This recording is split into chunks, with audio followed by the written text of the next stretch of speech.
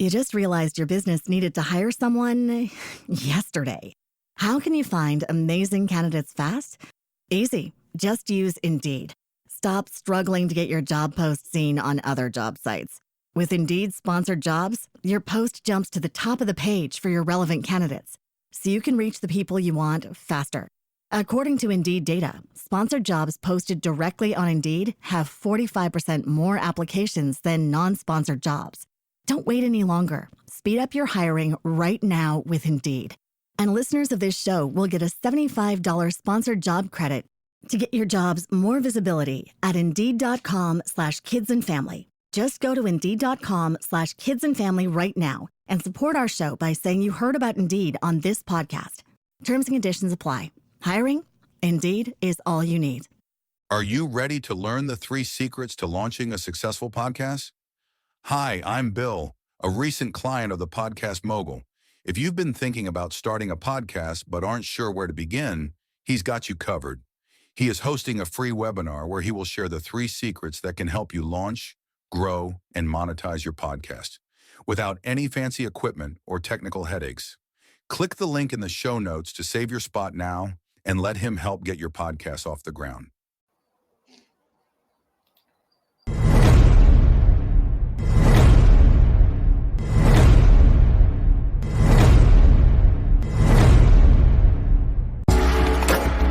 Welcome to Invest in Yourself, the Digital Entrepreneur Podcast. Join the podcast mogul Phil Better as he interviews successful entrepreneurs that make their living in the digital world. Now, let's join your host, Phil Better, and his special guest today on Invest in Yourself, the Digital Entrepreneur Podcast.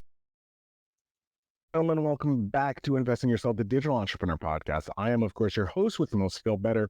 And today I am excited to have, I believe, our first Emmy Award-winning broadcaster on the podcast. They are an incredible journalist with over 20 years of experience with news outlets, news networks, and outlets such as NBC, Fox, and so many more. But they did this all while overcoming their crippling anxiety of public speaking, which a lot of us have. They have a podcast where they teach so much about their knowledge on presenting yourself on camera, as well as creating confidence and overcoming that anxiety. Please welcome my guest, an Emmy Award winner. I know I'm going to just continue throwing platitudes at you, Kerry Barrett. So yes, our guest is Kerry Barrett. Thank you very much for being here, Kerry. It's my pleasure. And after that intro, I feel like I should hang out with you more often. I like to think of myself as the ultimate hype person. Like, I will hype everybody up because I get the opportunity to talk with so many amazing people. Yeah. Like, I just think of myself as a kid in Montreal. Like, I'm not a kid anymore, but like I still have that mentality. So when I get to talk with people who are like Emmy Award winning or multimillionaires and all this stuff, I'm just like, I gotta hype these people up because it's a thank you. So Kerry, and you know what? Your name, I realized as I was listening to the intro, Phil Better sounds like feel better, and now I feel better after having listened to you. Here. Don't tell anybody. That's what's the secret of marketing, right? Because make things good. I have to thank my parents for that because without them, I wouldn't have this great name. There you go. Kerry, enough about me and throwing platitudes towards you. First of all, thank you for coming on the show, on the podcast. I would love to just, in your own words, who you are and what you're about. Thank you so much. I appreciate it. My name is Kerry Barrett, and I am at my foundation a media trainer. You mentioned my background in journalism. I was on air at network and affiliate stations for 20 years. Ended up at NBC in New York City. And that is where I finished my journalism career. And now I teach corporate and executives, certainly about on-camera presence, persona, delivery on camera for pitches and Zoom calls and sales calls and everything else that's done on video. On the small business and entrepreneur side, I teach a similar process, how to show up well on camera, fine-tune your messaging, distribution, but usually their end goal is slightly different. They're not necessarily looking to get on CNBC. They're looking to be able to create video content for their sales and marketing, most notably things like video podcasts and social media. I love it. I'm glad you're on here because you're going to probably give us so many tips for my my audience, and of course, I'm going to steal them all for myself to make myself look better. Because that's the only reason I have this podcast is to steal information, or learn, not steal, learn information, and then disseminate it to other people. Because you're like a conduit. Yeah, that's all I am. A conduit. Take some and then give it the rest away. Kerry, how did you? So you're in journalism and now you're over here teaching and running your own business. Was that always the dream to run your own business, or was it to be a journalist and become like Barbara Walters? Yeah, my dream wasn't even to become a journalist. Actually, I was a pre-veterinary medicine major because, as you mentioned, I did have this debilitating fear of not just speaking, really, of even being seen. I was very shy, extremely introverted. And so I was going to work with animals, loved animals, but a big chunk of that was because I didn't really want to be in front of people. Organic chemistry put a decisive end to that dream, and it took a little bit of time off and re-enrolled in a communications program, really having no direct intention of moving into the journalism field, really just looking for something that I didn't have organic chemistry in. And fair enough. And it was broad enough that I could find some sort of track that I would be able to, gain enough knowledge to make a living once I graduated. And one of the ways that I was trying to incorporate credits into my schedule and make up for lost time for the time that I took off was I got an internship at a news station. And that is where I fell in love with TV news. I'd moved around a lot, lived overseas a lot as a kid. I've always loved storytelling and sort of learning what makes people tick and seeing the behind the scenes of how they live in different cultures. But I hadn't thought about putting that element together. Then I started the idea of journalism and storytelling on video and presenting began to percolate. And so, cut to 20 years later, starting my own business. No, to answer your question, well, I don't know anything about business. All I knew was that when my contract was up, I was so friggin' tired and so exhausted. I worked the morning show, loved morning TV, could not barely function outside of work because at that point I had 3 kids. My sleep schedule was a mess. So my contract was up and I'm like, I'm out. I don't know what I'm doing, but I'm out. And in the process of networking, thought I was going to go into PR or production. So many former newsies, that's their path. And I met with somebody who did PR and communications at a big law firm in New York City. And she said, you're crazy to go back into corporate. You need to start your own thing. You've had this experience that you've curated. Everything is digital now. We're all on cameras. Go fix everybody's problems. And I was like, all right, done. Like that is how much thought I put into starting a business. And it was a very tough road to hoe. I didn't have an offer. I thought I was going to teach people how to speak, public speaking coach. I'd go to a networking event. People would ask me how I was going to scale. And no kidding, I would have to be like, hold on a second. I don't understand your question because I don't know what scale means in this context. Google, what does scale mean? And so it has been a tough 4 years and very tough, but very rewarding as well. And we're all still learning. I love it. I do like it was like my contract's done. I need my life back. Yeah. And not of I'm fed up of these people and the corporate BS that some people go through. So I love that it was your choice in essence, and it wasn't a malicious leaving, if you will. So it was you took there was that time off that you took, right? Just to be like, I am gonna find myself. You're gonna do your eat, pray, love type thing. Yeah. And then you're like, you thought you were into PR. Yeah. You didn't think of starting your own little PR firm? Nope. So you're like I'm going to go into PR. You talk with one person who does corporate PR. They're like, don't do corporate. And you're like, TV and teaching everybody how to look good on camera, how to present themselves. That was, Wow. I mean, like I said, I didn't really know what I was going to do. I thought I was going to do public speaking. Mm. I realized that now, really public speaking, a lot of it anyway, is done through the camera, and people have the same fears and the same, lack of skills. They bring the same baggage to showing up on camera as they do to public speaking. Most people hate it. And the one thing that I knew how to do when I started my business, even if I didn't have an offer yet or anything like that, was I could open up a camera and start talking into it. And so I created a LinkedIn. I didn't have a LinkedIn profile, created a LinkedIn profile and just started creating little videos, again, without any strategy or anything. And that brought people to me for camera and camera adjacent work, whether it was video production or they're needing a little bit of help with PR. And so I took a sprinkling of what people were coming to me for, and I sort of created my own thing, which is, it's like Toastmasters, but it's for the camera. It's Camera Masters. And the truth is that, I mean, I was all over the place when I first started. PR agency, maybe that was a good idea, but what I ultimately decided that resonated best with my own skills was my story that brought me through my fear and brought me, to the point where I was good on camera, and I was able to use it to build a brand in the news industry, and then able to use it to build an audience in my business. And so I thought, well, why don't I serve the person that I used to be and help people get better on camera? I love that. I love that little thing, helping the person you used to be, because that's how I look at my podcasting company. And a lot of the entrepreneurs that I've talked to have that same piece of advice. And I love that you're just, again, hammering it home.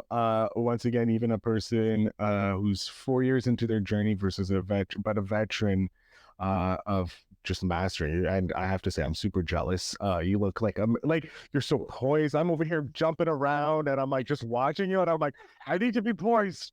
Eric's poised. I'm being poised. Yeah, I like to call my camera attire, at least when I'm sitting down, it's like the digital version of the mullet. It's business up front and then party from the waist down. I got sweatpants and slippers on. So I learned that from also another journalist. I was doing their show, and he was like you said, the mullet of of the camera attire. Sharp dress shirt up top, yeah, shorts and slippers on the bottom. I love it. Another secret for you dropping here. I want to hear about a win, either for yourself or one of your clients, that just like cemented why you do what you do. So like if you were able to accomplish something, like you won an Emmy, so I'm pretty sure your accomplishments for yourself are like, I got an Emmy, like highest form, of kind of like praise, if you will, from your industry. But in your business right now, in the last 4 years, have you had a win that you're just like, yeah, this is going to push me through? Yeah, I've had a couple of big wins for me. I'd love to share one from my client, but for me, I've had huge corporations come to me for services based on strictly LinkedIn content. Wow. And I'm on all the platforms, but I have learned that storytelling and showing up on camera, when people come to you, they're already coming to you pretty much ready to buy. They've seen enough. They've grown to trust you. They've grown to value what you're putting out there, and they come fully warm and ready to go. And those, not only do they convert easier and pay more, the sales process is much quicker as well, because they've already made, up their mind. And so from LinkedIn content, I would say I've generated, if I'm getting like really specific, of multi 6 digits of content from, a year of LinkedIn content, or multiple 6 figures of work from a year of LinkedIn content. In terms of my clients, I have, I should say, a pair of commercial real estate brokers, and they, to their my hat's off to them. They recognized that there was space in their industry for video content creation that nobody was doing. And so they reached out to me again from LinkedIn and said, we want to put together a digital video show. And we branded them The Brokers. You should look them up on YouTube. We do videos and podcasts where we talk about market trends in the Northeast. And we've done 12 episodes. They have brought in multiple investors and clients from those shows. And they're now at the point where they can go to a real estate conference. In fact, they were at a conference in Canada just last week where they walked into the event venue and somebody from Canada was like, oh my gosh, The Brokers, I watch your show. And to hear that small steps consistently taken, because they're only doing a few of these small steps consistently taken, and them growing the confidence, and I help host the show as well, has just created this sort of sea change for them in their business. It's brought people in, it's created visibility, people remember them and recognize them, and that continues to build their brand within the space. So that is a huge win for them, but also a huge win for me. Oh, that's an amazing win to have. Knowing that your clients got recognized. Yeah. In another country where that's not their normal demographic, is that I love hearing that. That's amazing. Oh my God. That is a little a little dirt off your shoulder there, Kerry. Would you do anything different? Oh my gosh. Would I do anything different in regards to the business? I know that's a huge question, like in your whole life. No, let's look for the last 4 years. Like in the last 4 years. Yes. Like, how long do you have? Right? Like I can list off. My therapist over here has a list log. Every week she's like, okay, when is this list over? So there's a lot of things that I would have done differently. I'm glad that I didn't honestly know everything that I know now, because I do think I would have paused, and I'm glad that I didn't. As tough and as stressful as the last 4 years have been, I'm really glad that I took those steps. I wake up every day actually excited to do this, and I hadn't felt that way for more than a decade in the news industry. And again, it had nothing to do with the people. I love a newsroom. It's a fantastic place to be, but I couldn't do it any longer. And so, yes, there are a few things would be to trust my gut, which I know sounds very basic, and you hear that sort of platitude thrown around all the time. But I knew very shortly after starting my business that there was a lot I didn't know. And so I allowed myself to be manipulated, I suppose, not maliciously, but I knew something was off with some of the advice people were giving me, either because they didn't understand what I was doing, and perhaps it's because I didn't really fully understand what I was doing at that point either. And so I would get, oh, this person says I should go this way, so I went this way. And then, oh my gosh, this other guru over here says I should go this way, so then I went this way. And really, I needed to be able to get rid of all of that and just center for a second and get down to the basics. And had I done that earlier, I would have saved myself a lot of time. I would have saved myself countless dollars that I spent on wasted marketing and things I wasn't ready for. And I would have saved myself a lot of heartache as well. So while it has very granular and tangible results and effects at the base, I should have been able to just center myself and think about what I needed to do, rather than sort of like a something. What's that expression about? Shiny object syndrome. Shiny object syndrome. That's what it was. I would have gotten rid of that. There's your answer.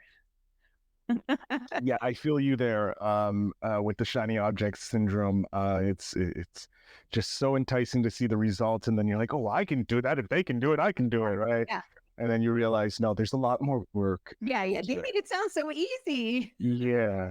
Learn life isn't easy. It's simple, but it's not easy. No. Where do you see yourself in like 5 years? If we snap our fingers, Kerry Barrett, the Kerry Barrett Show, the podcast, which we're going to touch on in a bit, but where do you see yourself in the future? Well, I would like to dial back on how much I'm working. I'm still in the process of growth. So I would like to get to a point where I feel content, which means more time with my family, more time for traveling and the things that we really love.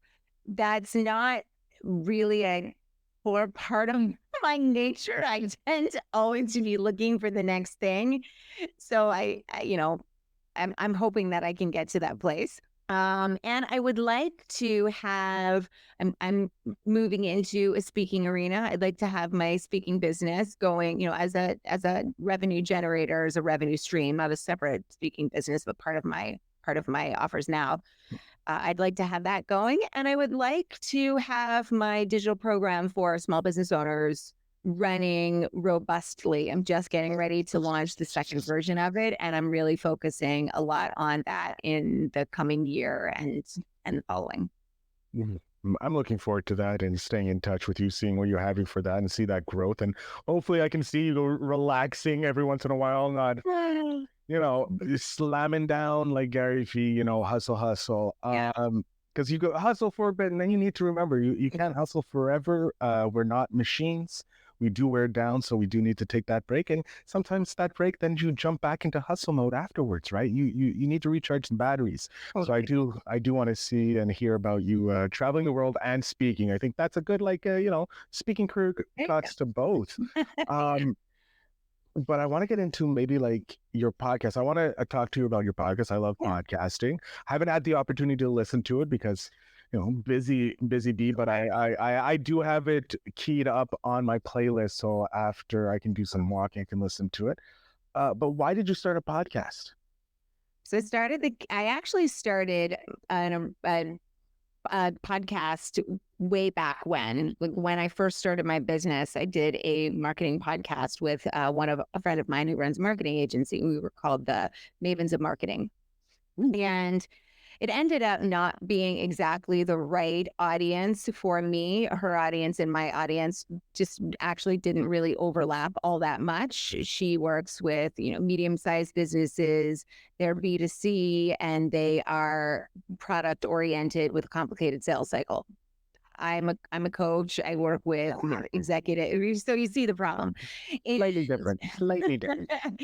And not that I can't work with these people, but that wasn't what I was looking to grow. Mm-hmm. And so I stopped hosting, and then I launched the Kerry Barrett Show as of this recording about 8 weeks ago. So there's 8 episodes now, and I intentionally named it the Kerry Barrett Show rather than something that had to do with marketing or video, because it gives an opportunity for us to talk about so many different aspects that go into or are video adjacent. And some of them are technical. Some of them are, how do you start your own show? How do you show up on camera? What are these, tips, tricks, techniques for shooting or whatever?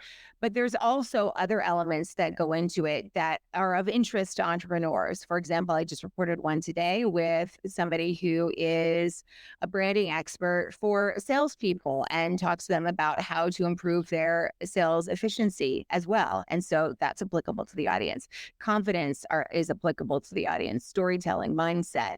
And so it gives us an opportunity. When I say us, I mean me and the audience, to learn from and speak to a whole host of different people that are, all related in one way or another in terms of the end result for their clients, visibility, efficiency, presence, brand, etc. I love it. It's brilliant. It's great. I'm if people don't know, I'm a fan of podcasts. I know you are. Super secret. No one knows this. But Mogul. yes, that's true. I have it on screen right here. I love it. Like when you were first doing your podcast with Media Maven, which is a great name, by the way. I just love it. Rolls off the tongue. And obviously Kerry Barrett Show is great branding for yourself because it grows with you, like right now we're talking about you being the person for people to be on camera, being camera ready and present themselves and get over their fear of public speaking and all that incorporated, but it grows with you with what you grow, right? In a personal thing. Were you nervous starting something that's not really broadcasting on camera, like interviews and stuff, or were you just like, this is just another feather in my hat? No, I was not nervous at all about starting podcasts or anything like that. I know that there is, and I don't listen to a ton of podcasts, but I do listen to a few, and I know that there is value there, and I know that it nurtures people and gives them hopefully whatever that next step is that they need to take. The reason that they tuned in, the thing that they're looking to learn, there is certainly inspiration and motivation, but I like to include some tangible or tactical tips as well, something people can go and implement. And I know that I would have found that information helpful had I known where to find it when I first started, strategy, et cetera, content strategy also. And so, no, that part wasn't at all nerve-wracking. Here's what I will tell you, which is probably surprising, but if somebody's listening and they're like, I could never do this, I want you to know that it didn't come without fear for me either. When the pandemic first hit, I started doing webinars, and I hadn't really done live webinars. I hadn't done live webinars up until that point. My calls had been video focused, but one-on-one for the most part. And I did a webinar for a local group, local to me in New Jersey, and I was teaching them how to, the basics of how to deliver on camera. And there were a couple hundred people there, and it's a very simple. I mean, I'm talking into a camera and I can't see the audience. That part is exactly the same as being on the news. What's different is that when you're on a news desk, there are other people around you. You have your co-anchors, the traffic person, the weather person. There's floor directors who are in front of you and cueing you, and there's a producer in your ear. So you have some energy to play off of around you. On a webinar, there's none of that.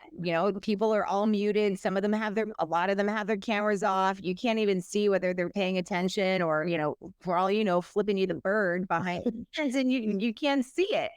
And I was about 15 minutes in, Phil, and I was like, my lips were getting numb and I was getting all like, I don't know this is so weird. I don't know if I can do it.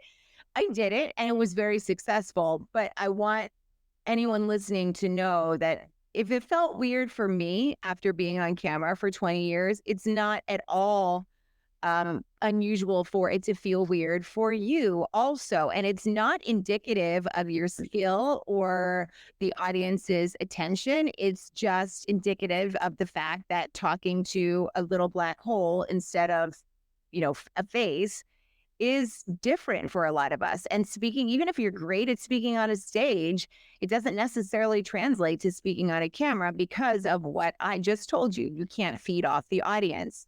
And so what I relied on was just, I know how to do it. I know how to deliver. I got to compartmentalize that noise and just fall back on my skills. I may be spiraling in my head with self-doubt, but I know that I can't let that shrink my persona on camera. I still have to lean into the camera. I still have to be enthusiastic. I still have to have a smile on my face and have energy and use hand gestures, even if I have no idea whether anybody's listening. And so I could fall back on the skills and just deliver that way and sort of compartmentalize that downward spiral that was happening concurrently. Yes, that fun little voice that we all have that just says, yeah, you can't do it. Yeah, you don't know what you're doing. It's like, no, I delivered the news. I got an Emmy. Screw off, little voice. That's at least your shotgun blast to the little voice, and we all have to find our own. Yeah. I would like to know maybe a tip you have for business owners, entrepreneurs, looking to start their video journey. Like, obviously showing up consistently, good lighting, at least somewhat good lighting, not all dark and never in front of or behind a window, always in front of a window, so the light's coming in naturally. But like, how to gain that confidence so that you appear, maybe a tip around that, appear confident on camera, even though you have the little voice yelling at you. Yeah. Well, I want to start out by saying what you first put out there, or what you ever put out there. I know website's a different story. That's a video that has to have a little bit of durability, but what you're putting on social media has a very short shelf life. And so it doesn't have to, it should not be a super high production value. When we see high production value videos on LinkedIn or wherever, we realize, we recognize that we're being sold to, and we tend to sort of dig our heels in a little bit there. Nobody likes to be sold to on LinkedIn or Instagram or YouTube. They want stories, they want connection, they want an experience, they want to learn something. So your story, your value is what you should be putting on social, sort of top of funnel discoverability, bringing people in, and then you're converting them through whatever your funnel process is, video, email, sales call, if it's a high ticket, whatever. And then they're converting at the bottom. So that LinkedIn post that says, hey, I'm starting a new masterclass, sign up at the link below. That doesn't go anywhere. Even if you've built a big audience, it never gets near as much traction as a value post. And so recognize that it doesn't have to be fancy. It's really just about story and you. Everything that you do can be replicated, your process, your offer. There's probably other people who are doing, if not the exact same thing, something very similar. They probably have less experience than you, and yet they're making more money. And it's because they're willing to put themselves out there. In terms of one tip for looking confident when you are on camera, even if you're not feeling it, the hands down, the biggest mistake that people make outside of not looking in the lens is they shrink themselves. And what I mean by that is they tend to speak in a more monotone voice. They don't move. They don't blink. They become scared. Their vocal range reduces.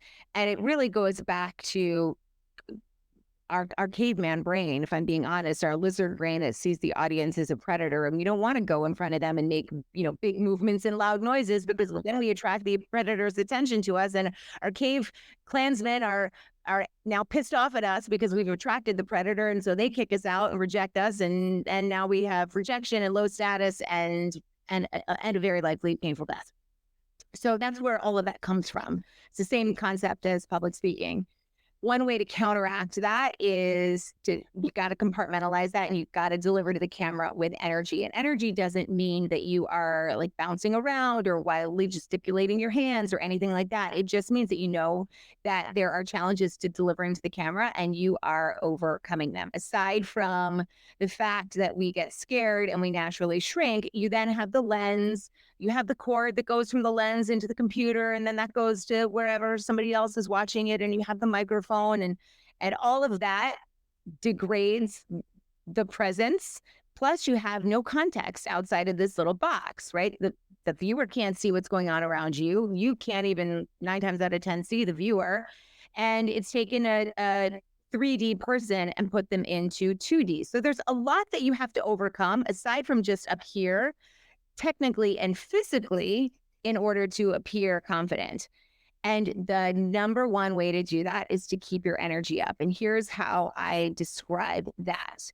Imagine that you are sitting at a restaurant table in a noisy restaurant, and there's somebody in your party who is sitting 4 people down, and you're trying to talk with that person, but you have to overcome the noise and the distraction that's going on around you in order to be able to effectively communicate with them. So what are the things that you deploy, the techniques that you deploy to talk to them? You probably lean forward to try and get their attention, or like signal that this is something that's exciting. You probably amplify your facial expressions. You project your voice a little bit more. You may use hand gestures like, oh my gosh, these 3 things are crazy. I did this thing and then this thing happened. Then, oh my gosh, this happened too. That sort of communication is what you want to replicate when you are on camera. For most people, those of you who want a number, it's about a 25% increase in what they are speaking at, what they're doing naturally, 25% bump in energy.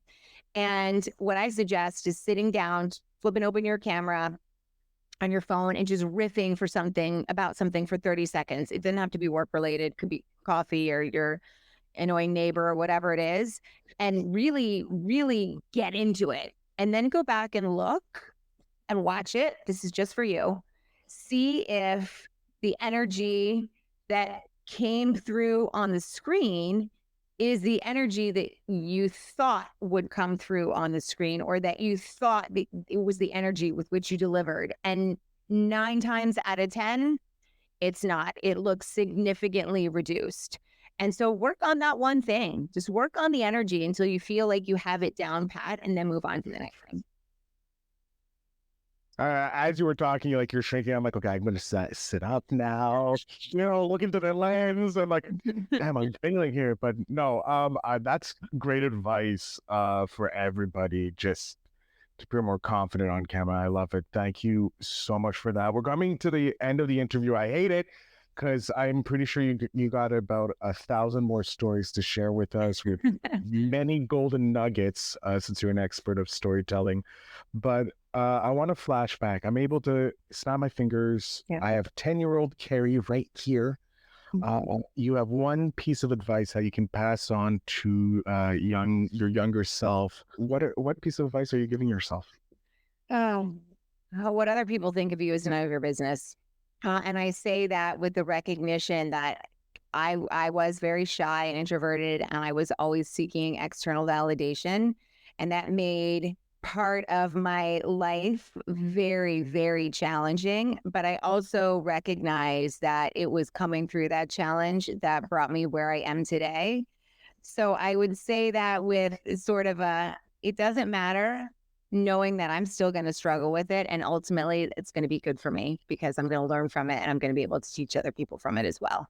But yeah, that's it. What other people think of me is none of my business. It's a great piece of advice, even valuable today for some people. So, Kerry, thank you so much for that.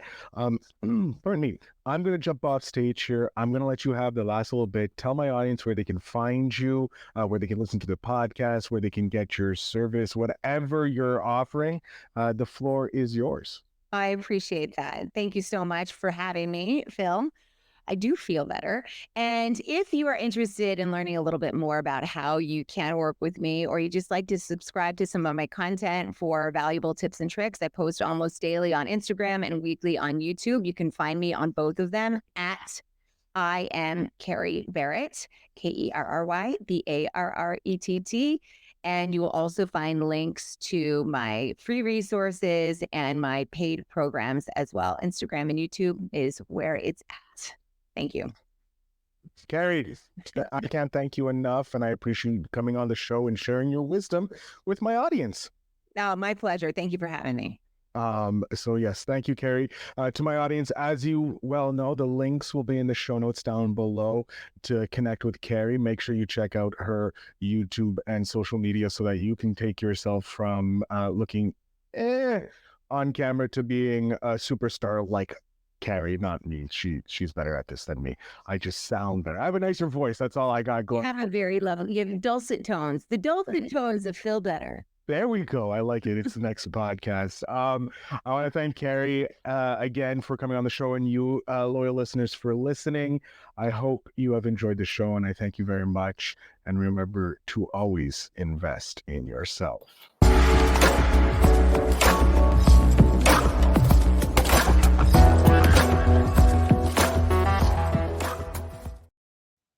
Thanks for tuning in. Now it's time to take the next step.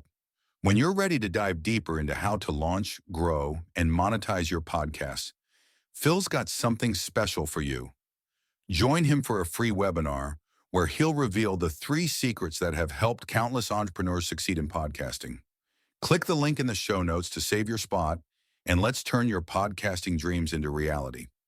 You just realized your business needed to hire someone yesterday. How can you find amazing candidates fast? Easy. Just use Indeed. Stop struggling to get your job post seen on other job sites. With Indeed sponsored jobs, your post jumps to the top of the page for your relevant candidates, so you can reach the people you want faster. According to Indeed data, sponsored jobs posted directly on Indeed have 45% more applications than non-sponsored jobs. Don't wait any longer. Speed up your hiring right now with Indeed.